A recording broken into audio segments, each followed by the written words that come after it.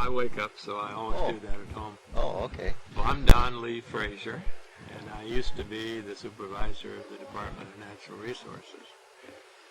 I started working for the state organization and the Washington Forest Fire Association in 1936. And I worked for my uncle, who was the district warden, and he started in the 1920s. And what area was that? That was Enumclaw. And old-timers, and I knew most of the old-timers, or a lot of them, starting with Billy Entrussell, who started working in 1908. So I heard a lot of tales along the way. I never had got stuck with being a lookout. You notice how the word is. Interesting choice of words. Except for relief lookout work. I always wanted to be more active. I didn't want to sit and wait for something to happen. But some of the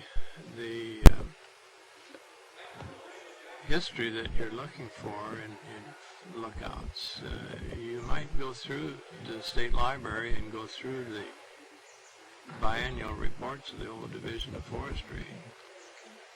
I remember that one of those has a picture of the lookout on Coyote Peak near Randall, which was built on Forest Service land way back in the early days, but which the state actually occupied. But the earliest of lookouts were stumps and poles erected here and there. We then went to the CCC period in 1932 and began to put up some of the prefabbed creosoted lookout towers. The first ones of those were just 8x8 cabins on the top. We had some of them blow over. We lost the one on Abernathy, the 100-foot tower.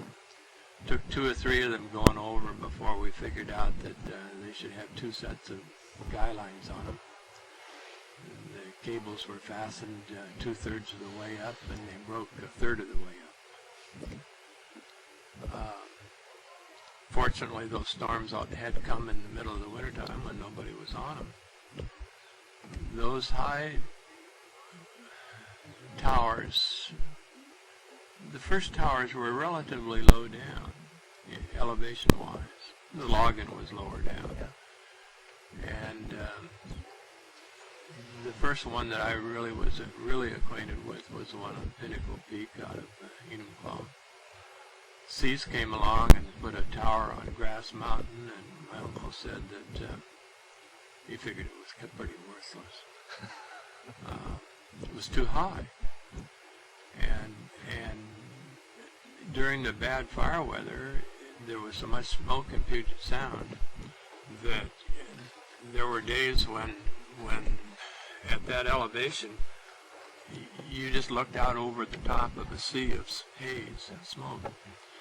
And what you were looking for was something that would break through that. Something hot enough to put up a column of smoke. Yeah, that would break through that in the deal. And then you'd wonder where it was, because you couldn't see the ground any place in the deal. Well, the Forest Service was in a position where they put up a tremendous number of lookouts in green timber. In western Washington, well, both sides, the principal thing they were looking for was lightning fire in the green timber, which wasn't going to take off in a hurry anyway. And they had enough lookouts so they could triangulate when they couldn't see the ground. I can remember that we had a lot of fires going.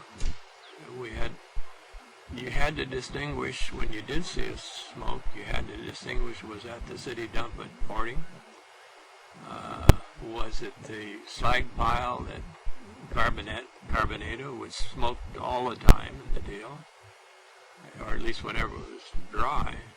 And then the mounds that those slag piles were in were covered with dry grass, and at least once a year the slag pile would get hot enough so that it would ignite the dry grass and burn it off in the deal. And we never fought fire on tops of those things. There would be big vents in them in the deal, but you'd catch it when it came off the top. There were fires that were burning perpetually, and you just had to keep track of them and see whether they were bigger than they should have been or not. I had a cousin that was on South Prairie Lookout one summer, I think in the summer of '38. And when I saw him in the fall, he said, God, why don't you guys ever put any of those fires out there in the deal? And I said, well, we didn't have that many. He said, one day I counted 42, And I said, yeah, but, there were only a lot of them were relatively safe, and we didn't have time to do anything with them. And it was standard procedure in those days that if you had a number of fires, you seldom got to put out. You contained them. And the next morning at daylight, you were out there to see that it was okay. You had to be back to a telephone by 10 or 11 o'clock in the morning so that you were getting the next call that was coming in. And you did that. You hoped to get the fire that you went out to see in the morning safe for the day, and then you were ready for the next fire that came. And the lookout had to make a lot of choices and distinctions out here. It was kind of fun at times to listen to there were certain places when you had a fire reported by the lookout that you weren't in a hurry to jump on it. You wanted to see how many were following the deal. The train came down out of Canasket. Why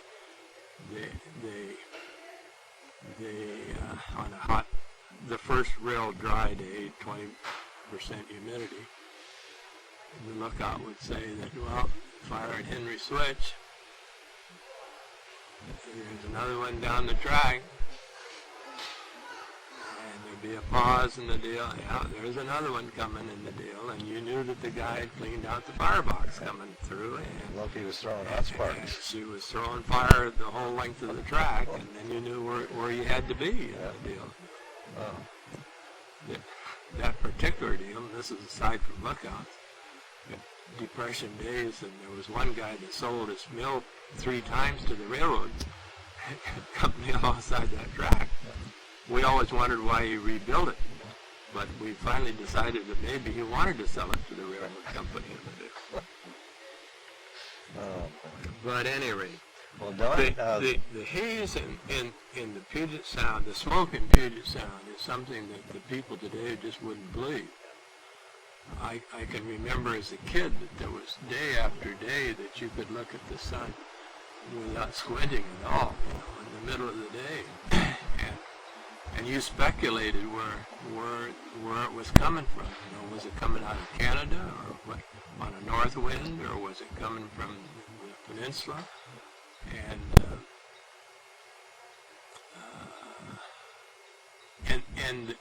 of course, in those days, in the summertime,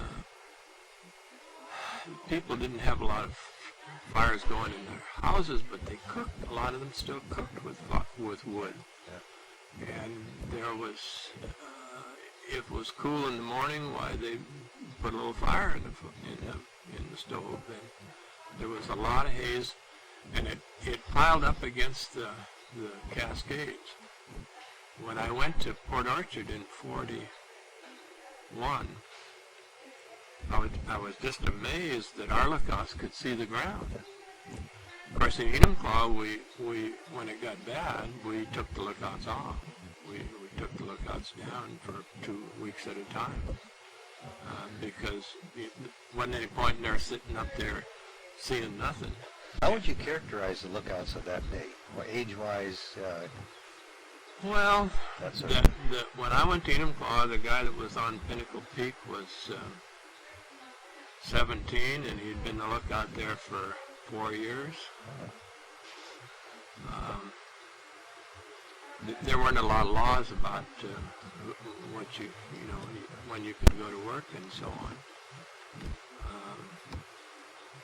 he was an extremely good lookout. Lookout, I can criticize lookouts maybe easier than the guy that sat on the lookout. We learned a few things real quick, and that is that if you called the lookout and asked him whether he could see a fire someplace, and he said, well, let me take another look. And when he came back on the phone, he was huffing and puffing. That meant he was on the ground when you called him the first time, in the ground house. and he went up to the top of the tower where he was supposed to be anyway, and took a look at it and said, yeah, I can see the fire. One of the famous deals we had was the lookout on Coyote Mountain down south of the College River. And this was later on, and Weyerhaeuser had a radio similar to ours so they could listen on our frequencies. And the Weyerhaeuser guy, I heard the Weyerhaeuser guy asked the lookout on Coyote whether he could see a fire off to the southwest. And there was a pause, and the guy said, yeah, and it's a big one, too.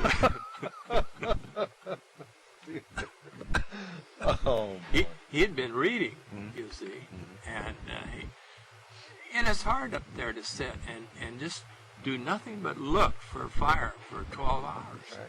You know, and if you're not the first guy that sees it, then you're in big trouble. Deal. But in the beginning, we had no radios. We had telephones, and all of the telephone wires were primarily ground line systems, and the deal was split ring insulators so that the trees could fall over them without breaking them.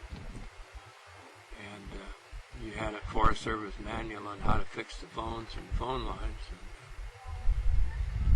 and that was a big part of the lookout's job, was to keep maintaining the phone line. Some of the guys we had one lookout, Vafa, that was unique. It had running water on a 3,000-foot tall peak. And a rather ingenious arrangement. They had a spring about 100 feet below the top of the peak, and they built a little, very small dam and would collect water out of this very small spring. And once a day, go down and open the valve and run it through a rim and pump the water back up into the tank. Yeah. And the guy had running water. But most of the lookouts packed their water, and some of them became so efficient that they could get by on 5 gallons of water a week. But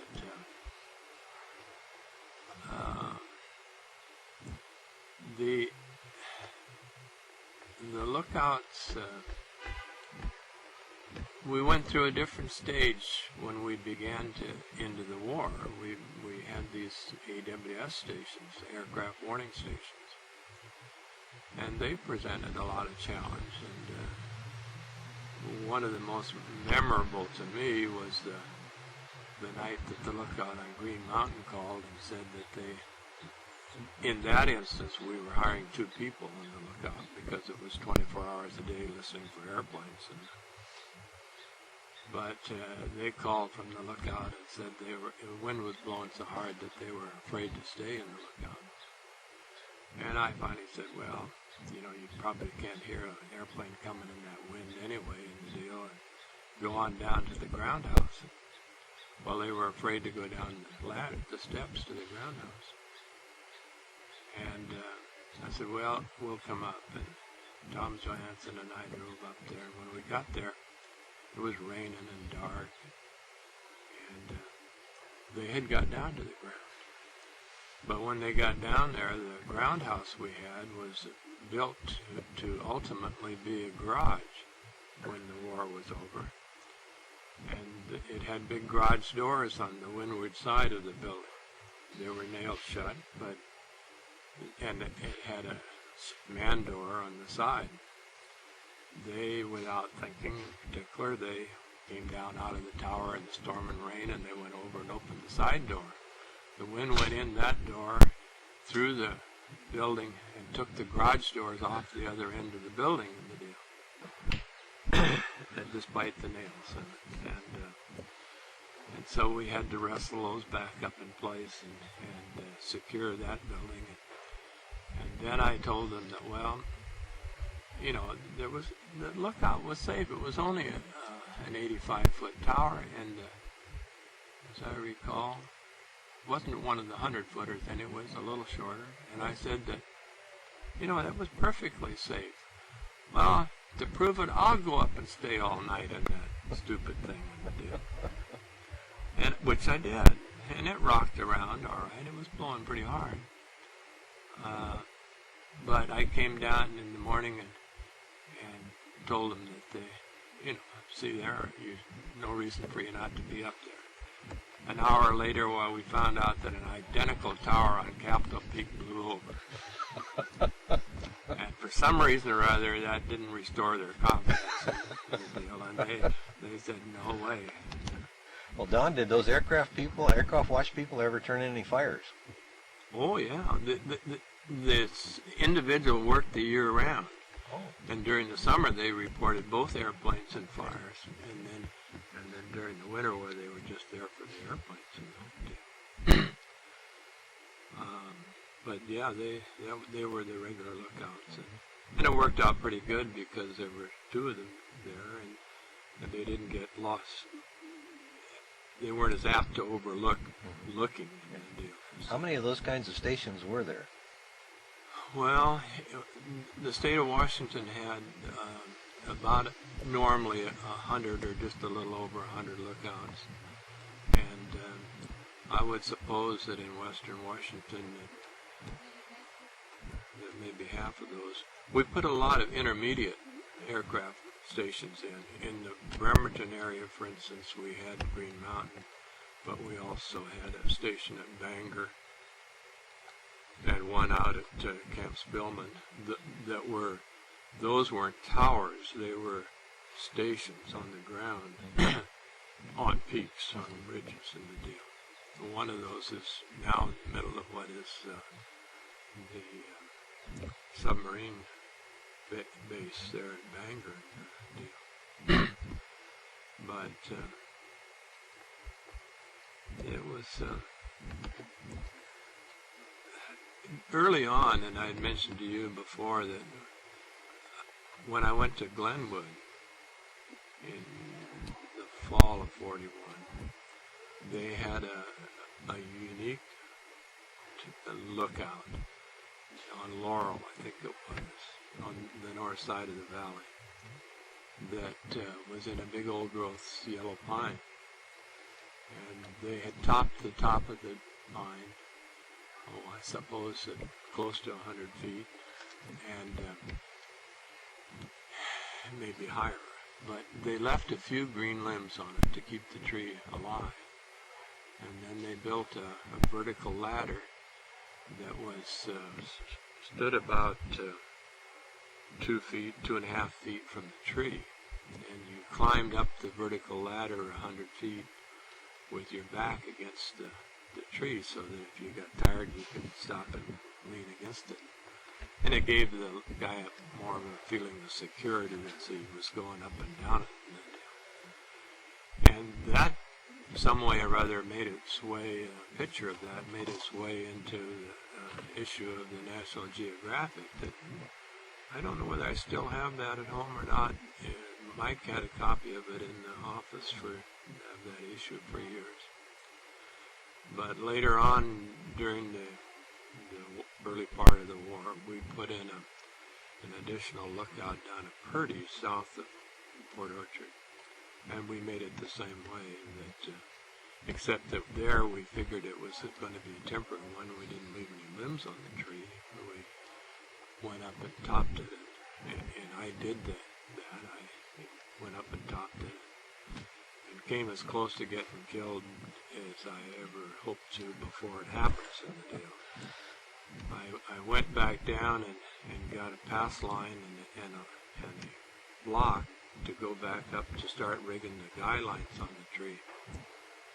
And I was full of energy in those days, and I'd climb, not a lot of topping, but I'd climb trees for telephone wires a lot.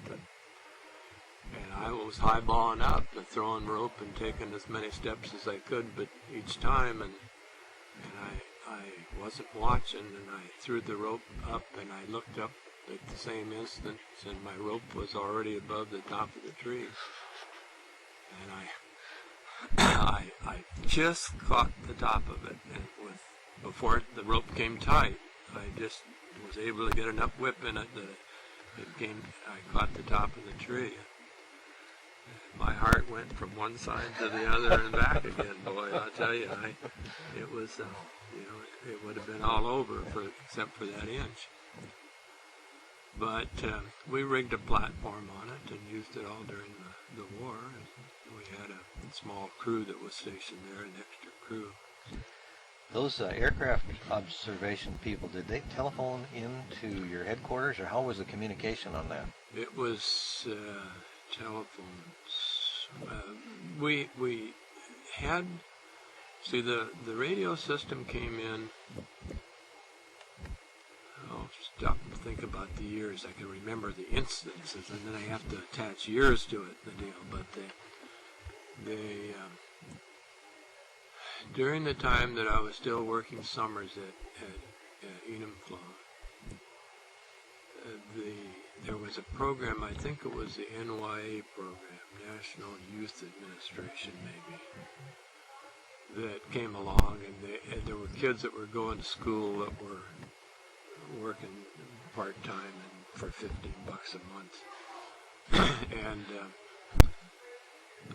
I don't know how this got tied in with, this was not an academic deal, but some way or other the department was able to get some of those kids, and we hired a radio technician, and they made little portable radios in little boxes, and wound the coils and one thing another in the deal.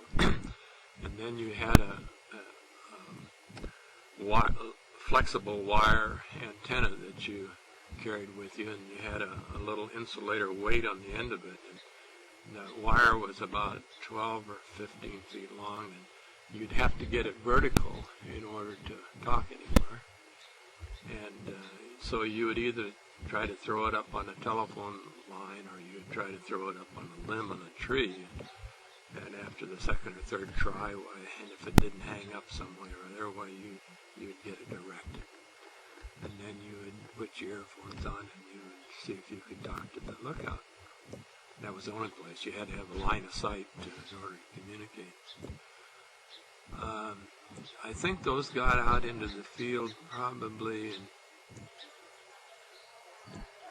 I would think maybe about 1940. I know that we put Grass Mountain up in 38, and we didn't have a radio. And Leo Cummings was in that tower when we did get one. And so then you had some communication up. But at that point in time, so that would have been 40, and the war started December 41. And so in 42, there was very little radio communication. It was nearly all telephone. And we had the job of putting up a lot of telephone wire in the deal. At Bremerton, we had the happy problem of, when the war started, the Army came in immediately and strung and put in little miniature camps, installations all over the area, up on Green Mountain and the Bremerton watershed, up on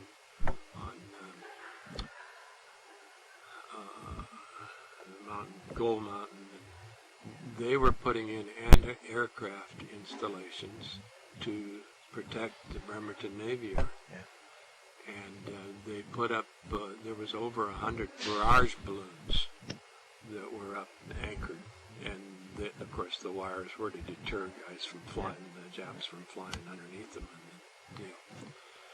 And those fellows, when they went in, they looked around and said, they came in there and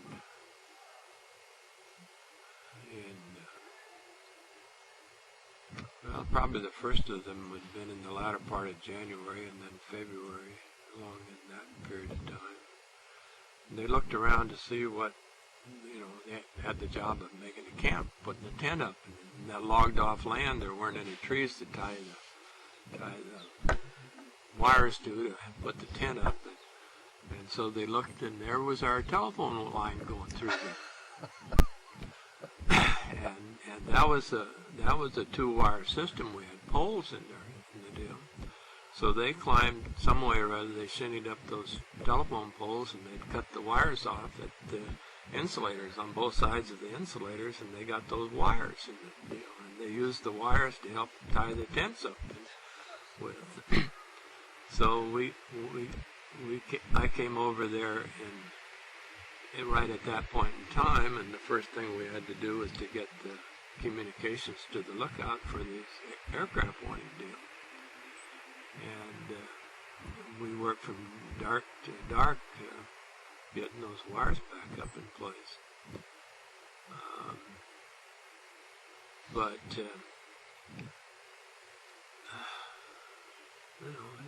It was all part of the job at that point in time, and there were some real tired days, but we got them in place and got them operating.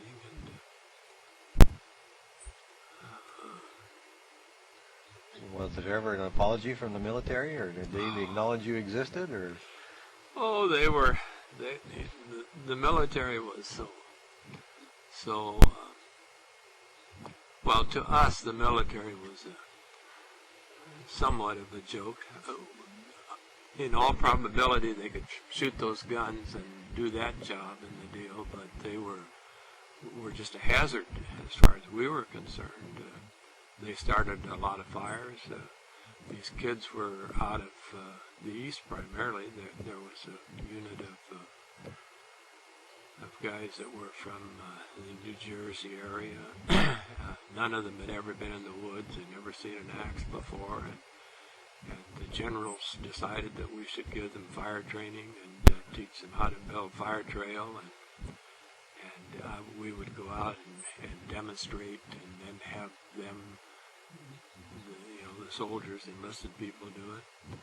I guess typical, there was a captain that watched this go on and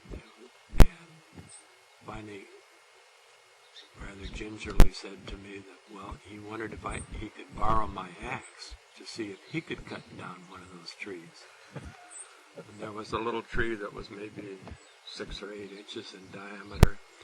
He whittled on it for probably 20 minutes and never got it down. But of course, I was scared to death he was going to cut himself in the deal. But it was their conception of the woods and the activities were before the war. Just before the war started, Chuck, as an example, and this is not lookouts, but it relates to the problems that were out there that we were confronted with. There was an airplane that went down, was lost flying from Yakima over coming west. And they rousted me out of bed in the middle of the night at 2 o'clock in the morning and said that there was an airplane down up on Grass Mountain and wanted to know if I would escort the Army up there. And we had a trail that went to the top of Grass Mountain, 4 miles. And I've made it lots of times in an hour and 10 minutes in the deal. We assembled. We had half a dozen officers, 2 or 3 state patrolmen, and it was a big hush-hush deal. They said, well, this is a big secret deal. And there was one civilian with us, and I didn't know who he was, but Twin Creeks was an old stomping ground of mine, and we went up to the trailhead, and I took my sweater off and tied it around my waist and started up the trail. It wasn't very long before I put my sweater back on because we were stopping every 10 minutes, and it took us 4.5 hours to get to the top of that trail in the deal.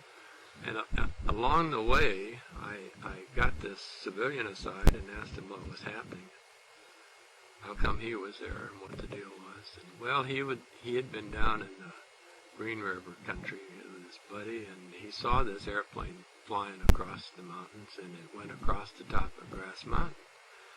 And so that's why the airplane was on top of Grass Mountain. And I said, well, did you see it crash? No. Did you hear it crash? No.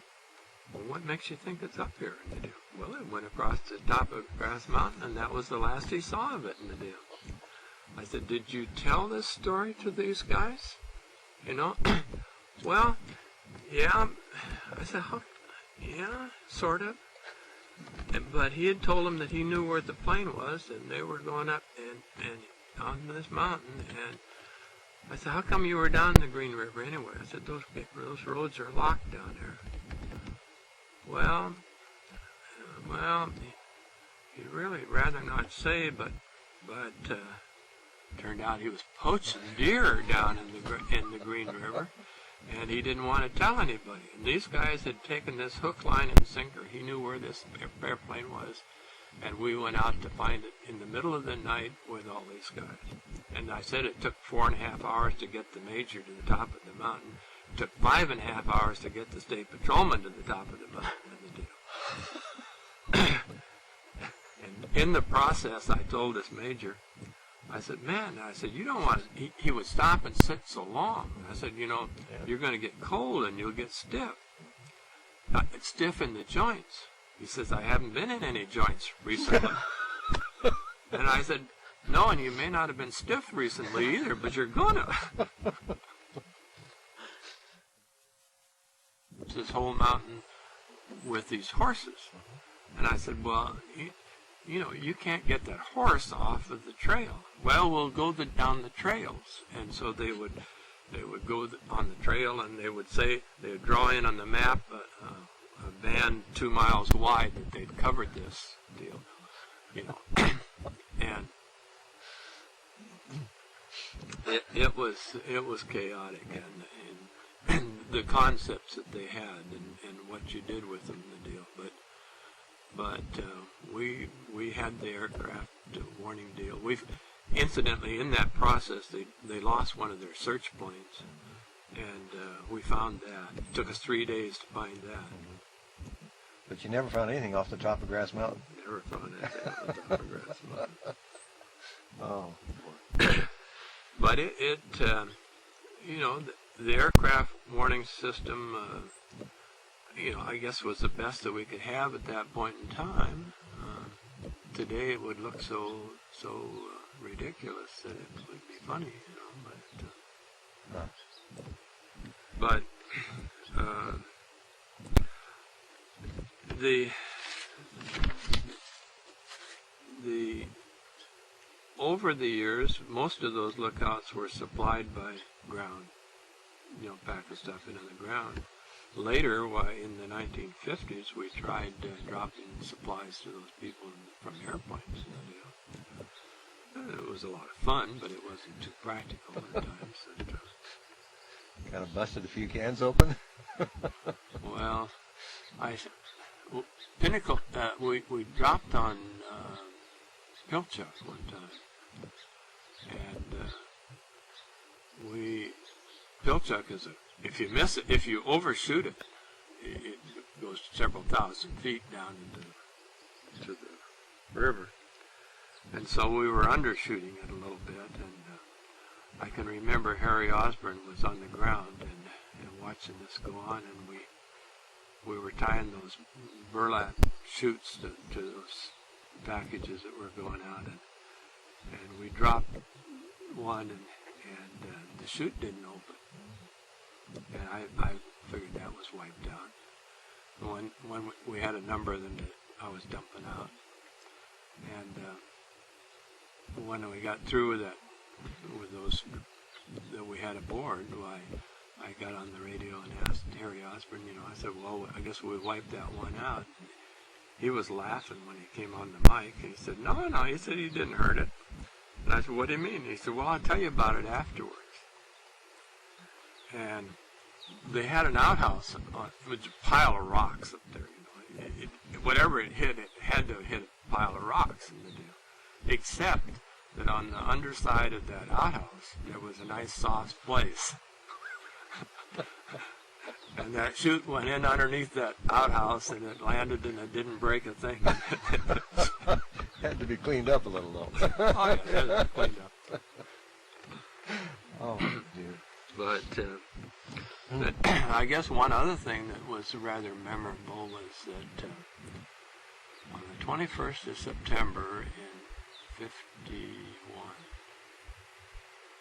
we had the day that the Forks fire took off and the Porter Creek fire took off. There was a lookout on Squally Jim down in Waukegan County. In those days, we had wooden stoves in the lookouts. And I can remember packing some of those stoves into those lookout sites. Cast irons. Small stoves, but cast iron. And there was a woman on the lookout, manning the lookout. The east wind was blowing like mad. The constant recording anemometer on Bothaw never dropped below 50 miles an hour for 2 solid hours. And it was cold. The wind was cold coming up. Well, she got cold during the night. And so she got up, and she was living in the cabin. She got up and she decided she'd build a fire in the stove. And she laid some paper in and a few sticks of kindling and lit it. The top of the stack had a windshield on it, tubular deal on the top of it to keep the sparks from going up. But unfortunately, the cross piece was lined with the direction that the wind was blowing. And the wind was blowing so hard that it sucked the burning paper out of the stove from under the kindling. And she watched that burning paper go out from the lookout deal. And it landed on the ground, and it burned 1,800 acres before we could get it put out in the deal. So then we decided that, well, we better put bottled gas in those lookouts at that point. Of course, initially, bottled gas wasn't an option in the deal. You had to do it the other way. But and then we burned a few lookouts. We had a lookout that was that actually sat almost on the ground at Fairfax, on the ridge between the Carbon River and the Puyallup River. And the St. Paul and Tacoma had been logging over on the Puyallup side. And that was part of the Elby district. And after I had gone down to Glenwood, my uncle was still in charge of the Enumclaw area. And he got a phone call from the lookout on this Fairfax Ridge that they must be, the lookout was oriented so that he didn't look at the other side of the ridge. And he said there's a fire over on the other side, and Fred said, well, that St. Paul and Tacoma were burning slash, and he supposed that was all right. But it kept getting brighter and brighter, and the lookout kept getting more and more concerned, and finally at 2 o'clock in the morning, Fred decided he better go up there. And to get into the lookout, you drove up the road that was going to Copley Lake in the park, and then had to double back on an old railroad grade that the grade steel had been picked up on. And when he got up to the Melmont Bridge, he could see that there wasn't any way that he was going to have time to get up, make that switchback in the deal. We had a foot trail that went up the hill that would cut this off, and so he went up that, got to the lookout just before the fire did, and the only thing they saved was the kid's accordion, and the two of them took off down over the mountainside, and the lookout burned behind them in the deal. And Pinnacle Peak caught fire once, early in the spring, before the summer wardens were on. But he got up to that when the fire was at the first landing and on the stairs, and was able to get it put out.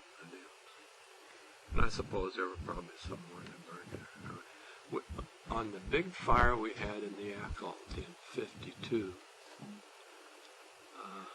we had the fire pretty well contained at about 5,000 acres, and that east wind took up and started really blowing in the deal. People ask you how hard the wind was blowing, and without an anemometer it's pretty hard to tell. But you could not, on the ridges, you could not face the wind and breathe. Wow. You had to turn your head to get a breath in the deal. And the fire began to jump at night, and Charlie Briggs was in the lookout at Silver Star? no, the Livingston.